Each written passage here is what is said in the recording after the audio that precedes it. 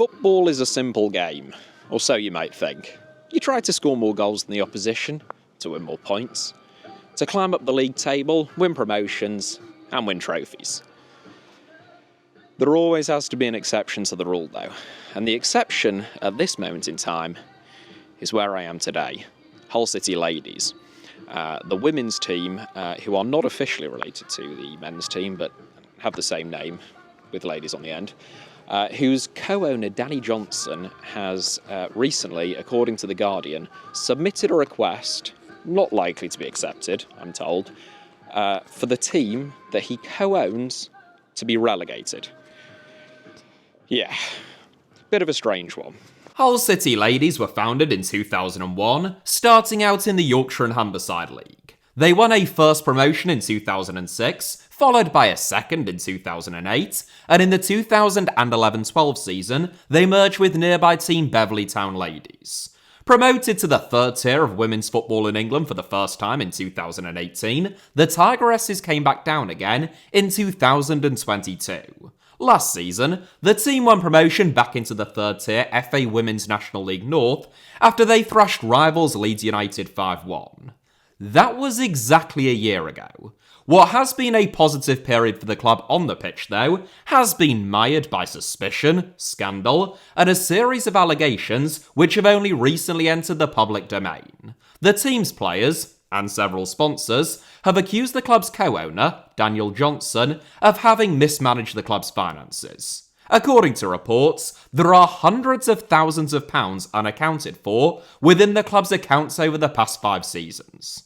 To put that in some context, I was told that the club's entire wage bill this season, for all of their players, was around £12,000. In a statement written on social media, which was either retweeted or echoed by numerous Hull City Ladies players, Forward Hope Knight wrote, quote, "As the season draws to a close, we can't stay silent any longer. The truth is, Hull City Ladies might not exist in a few weeks. This is our reality, and it's time people knew. Our owner, Danny Johnson, has allegedly misused club funds for his own gain. As players and staff, we've seen it with our own eyes, and we've lived with the consequences. We've been lied to, manipulated, and bullied.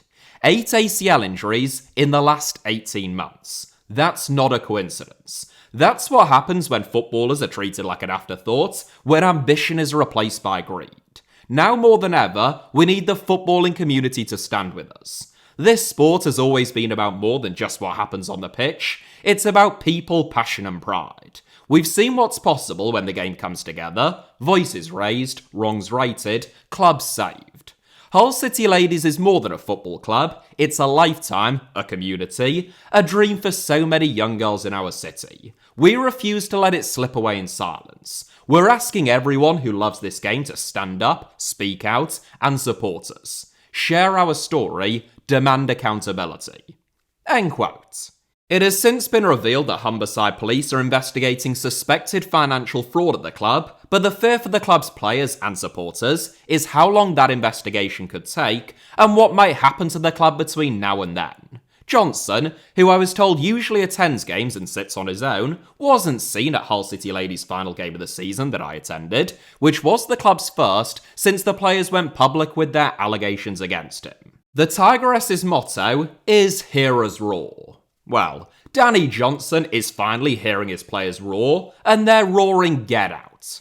What makes all of this especially difficult is the fact that the players themselves, despite receiving so little financial support and losing 8 players to serious knee injuries in a single season, have performed miracles, avoiding relegation from the third tier by a massive 15 points and even finishing above a full-time Derby County team. The team ought to be celebrating, therefore, but instead, they are fighting an uphill battle for their very survival through no fault of their own. I'll cut back to old scruffy head Four Eyes for the lowdown. It should be said, today ought to be a celebration for Hull City Ladies. This is their final game of the 2024-25 season. Their first back in the third tier of women's football here in England. And they have survived emphatically, it should be said, despite what sound like, challenging doesn't quite do it justice, does it? The most testing of circumstances imaginable, really. And they have, on the pitch, it should be a celebration. They have the chance, if they win today, to record their highest ever points tally at this level of women's football. And yet, what ought to be a celebration has a very long, dark cloud lingering over it. Players have warned in the build-up to this game that the club may not even exist within a matter of weeks.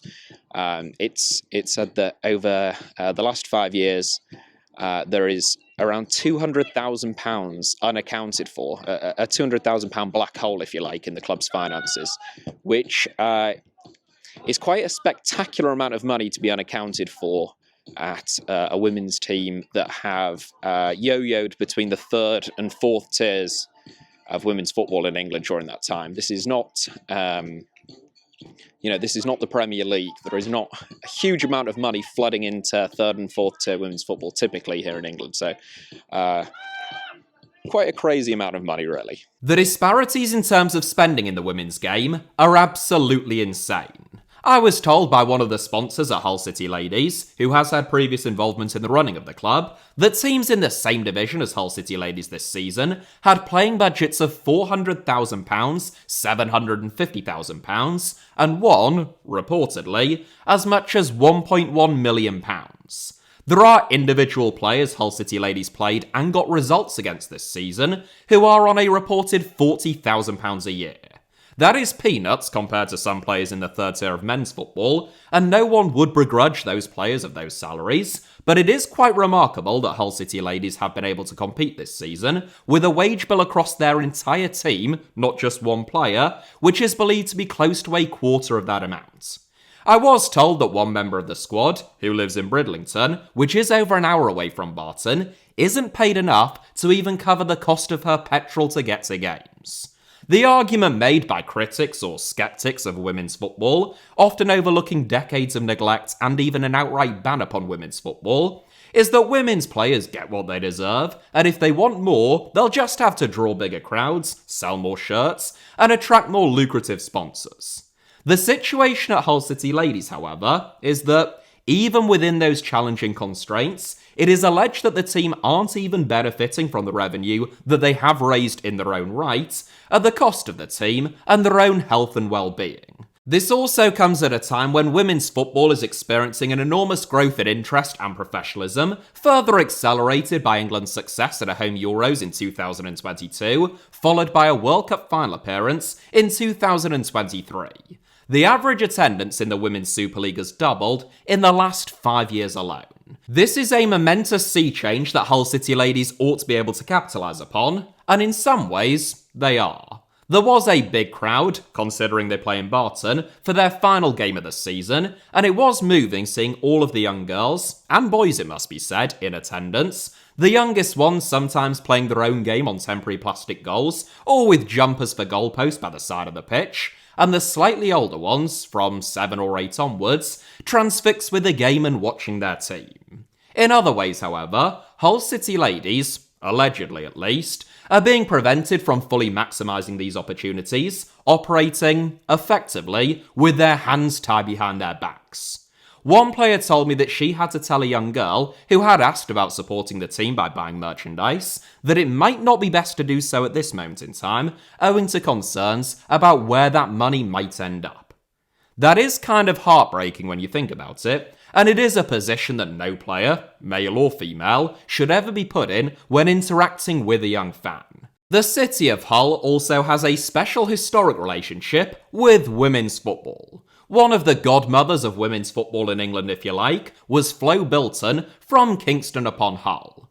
Bilton formed a female factory team while working for Reckitt & Coleman in the early 1960s to play a friendly game against rival medical manufacturers and Hull-headquartered pharmaceutical factory Smith & Nephew. Bilton herself played in goal. She later became the secretary of the newly formed Hull Women's League and served as an officer of the Women's Football Association from its inception in 1969, 2 years before the ban on women's football in England was lifted, until 1993, when the Women's FA was finally incorporated into the Football Association. Bilton, who never sought the limelight or any kind of acclaim, once borrowed an England cap from her then neighbour Rach Carter while the England legend was a player manager at Hull City, making her own copies of the cap to give to women's players. Bilton, who died in 2004 in her 80s, had a major influence upon Carol Thomas, also from Hull, who played in the Reckitt's ladies team that Bilton founded, and went on to become the first female footballer anywhere in the world to win 50 caps. Thomas, who is a member of the English Football Hall of Fame, became an ambassador for Hull City Ladies in 2019, but stepped down just 2 weeks ago after the allegations around co-owner Danny Johnson became public. One of the solutions that has been floated in the past, including to current Hull City owner Ajana Lajala, is bringing the team in-house. That is to say, uniting the men's and women's team under one company and one umbrella, as is the case at almost all of the most successful women's teams. But those proposals are complicated, both by what one person told me was a £1 million asking price by a member of the club's current ownership, and recent events. We go back to that specky loser now standing in front of a garden fence for more details. Some of you may know that I am a Hull City fan. I don't like to mention it, but every now and then it comes out in the press. It should be said, though, that Hull City Ladies are not officially affiliated with the Hull City men's team. Completely separate ownership structures, they're disaffiliated. Hull City Ladies currently play here at the EasyBet Stadium, which, as you can see behind me, is the home of Barton Town, not Hull City, which is the MKM Stadium. So they don't play in Hull, they play over the bridge here in Barton. Now that complicates things somewhat if basically Hull City Ladies license the Hull City name, as far as I'm aware. There has been talk in the past of the men's team bringing the women's team in-house, as is the case at a lot of clubs now, and they have sort of shared funding model. That's complicated because Hull City reportedly don't want to deal with the current ownership here at Hull City Ladies in terms of acquiring the club for potentially obvious reasons relating to things discussed in this video. But if the Hull City men's team were to start a women's team themselves, as far as I'm aware, they would have to start out in the 7th tier. So theoretically, they could start their own team, ask all of the players to come over and play for them, but it would be quite a long climb back, a bit like, if no difference if you started a new team in the men's game. Considering that Hull City Ladies are currently in the 3rd tier of women's football and have survived this season, for the players, for everyone involved in the club, starting in the 7th tier would not be ideal. Come on, City! Come on, City! Come on, City! Come on!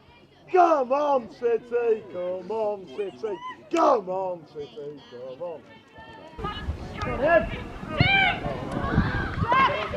The toilets appear to have flooded, which can only be described as unfortunate.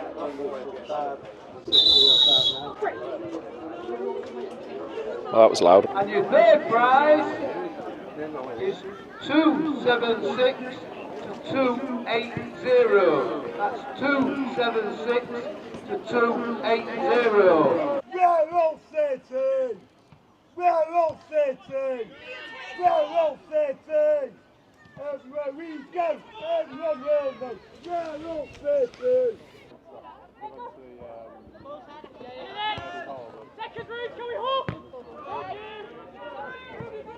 It's 1-0 to Rugby Borough.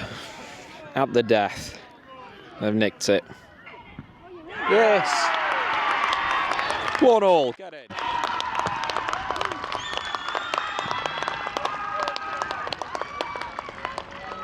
It's all square. At the death.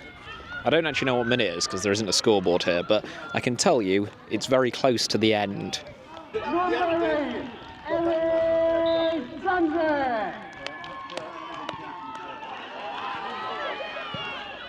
Bloody hell, it could have been in there.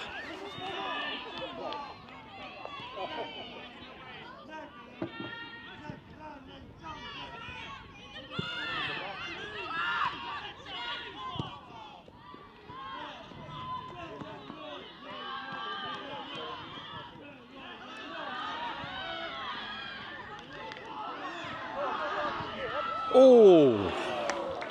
It's full time following the last game of the season for Hull City ladies. It's ended 1-1.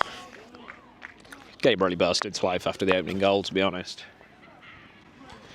But the fact remains that the biggest challenge for Hull City ladies this season, or at the end of this season certainly, is off the pitch rather than on it.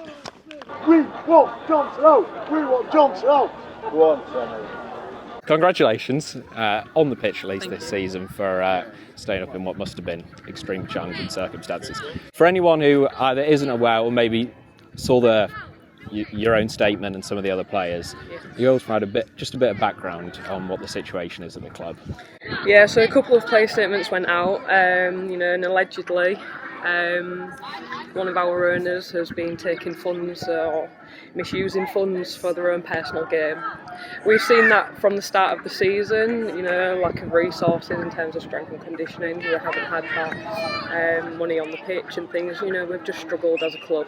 Financially, we're in a really difficult place right now.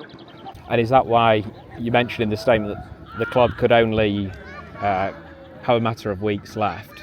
Obviously, on the face of it, staying up in the third tier, having won promotion last season, people might think that that's a good footing to be on. But what's the reason that it could only be weeks left? That it's that existential? Just because the way the game's progressing, in Tier 3 now, we're playing against full-time teams like you've seen today. The game's only growing. You need money to do that, and we've been left with nothing this season. And what we've achieved on this pitch this season is a miracle, really, and that'll only last so long. Investors will not want to invest in us because we're still an independent club. People will not want to invest when they know the money is going into somebody else's back pocket. Right. And yeah, I know one of the things you mentioned is the number of injuries that the team have had this season, and I've heard that the team doesn't have a strength and conditioning coach or anything like that. Is that there's some misunderstanding, I think, some people when I was talking to about what the team expect. It's not wages like the Hull City men's team or something. It's just the basics to be fit, healthy. It's the requirements that are needed for Tier 3 now. It's a requirement that we have a strength and conditioning coach, and that just hasn't happened this season. And we're firm believers that we've got to prepare ourselves on the pitch, against full-time teams. A strength and conditioning coach is literally what it is. They get you strong and they condition you to play a game in 90 minutes. And we're coming into games with lack of players because the money's not there on the pitch financially, and and we're playing exhausted, and it just puts a strain on the body. And I think what people might understand is obviously with the situation as it is, you're all sort of just playing for the love of the game and for the love of the team. What is it that the team sort of means to you and to the group and everything? The way you've it's family, it's home. All the girls that are here, most of them are from Hull themselves. They've grown up playing in either the Centre of Excellencies or the RTCs growing up, and then they've come through the pathway into this ladies team.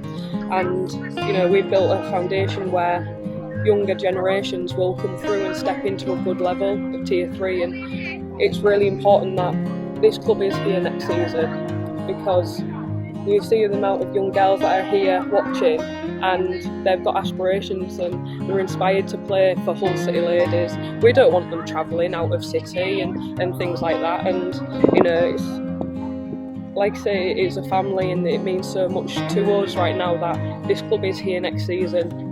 We can travel and we can go other places, but it's for the younger girls coming through. 15 years ago the FA took away the Centre of Excellence programme and we was forced to travel. That's not happening anymore. Hull needs a club that is at a good level, that is Tier 3. And in an ideal world, what is it that because I know it's there's been talks about it becoming part of, as is the case with say Derby or Forest that are in the same league as yourselves, or Forest were, I think they've got this season, but with a big budget. But what is it in an ideal world that you'd like to see? Is it something like that? I know it's complicated because of the ownership situation, and you probably don't want him to necessarily profit from disposing of the club. But by the same token, I think I'm right in saying that if the men's team was to start their own women's team, you'd have to start out at a much lower. So what's the best realistic scenario really at this point? The best situation is that he walks away. Right. Once he's gone, I am confident that companies from Hull will invest in the ladies' team. You know, with the statements that have been going out, we've had so much interest from companies that want to be a part of this story, which is brilliant. Hull is a unique place, and you know, everybody is so together, and we want the city to do well, and that's in any sport that is in this region. We're so passionate about, you know, competing at a good level, getting the standards right, and progressing for the future. If anyone's watching this and, you know, they want to help us, is there anything people can do? You know, obviously spreading awareness, talking about it, and there's the campaign now, Save Hull City Ladies, but is there anything they can do to be more proactive? I was even wondering, with people coming to watch and, you know, maybe buying a replica shirt, is that problematic because of where the potentially, you know, it's such a complicated situation now. What if people are watching this and they want to help, what can they do? Do you know what? It's word of mouth. It needs to go out that this club is at a tipping point, really. He stays and there's no club next season, he goes and this club will fly and we will be competing top 6 next season. It's as simple as that. The people that need to act are the FA and County FA. They need to do their jobs and save this club. Simple. So if Bill can put pressure on them. Exactly. That's all it takes is pressure. You know, that's why the girls had to write those statements, because nothing was happening. Right. So that's simple. Right.